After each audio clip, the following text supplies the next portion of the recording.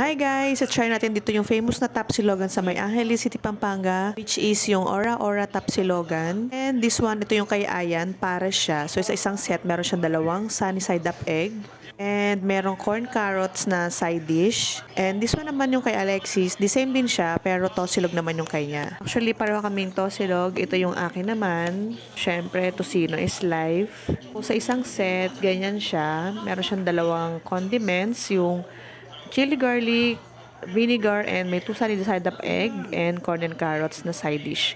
So, ganito siya, yung tocino. This one, ito yung chili garlic niya.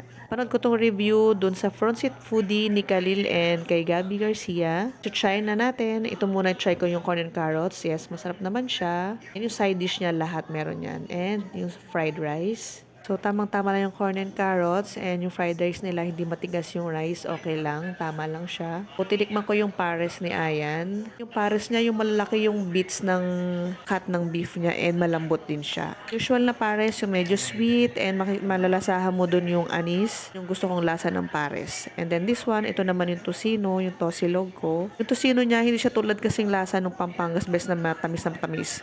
Medyo may konting sweetness siya and tender yung pork. Gustuhan ko yung lasa niya ng tocino. So, yan. Nagustuhan ko siya. Kaya napa-happy dance tayo. For me, medyo marami yung rice. Kaya ang ginawa ko, hinaf ko lang siya. And isang egg lang yung kinain ko. Sisig pala guys. Kakaiba yung sisig din nila dito. Ko lang na-videohan and yun kasi yung kay Miggy. And masarap din yung sisig nila.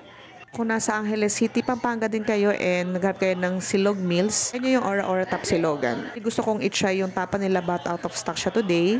Next time, i-try ko naman yung Tapsilog nila. Yun lang guys, don't forget to follow and share and thank you for watching. See you on my next videos. Bye!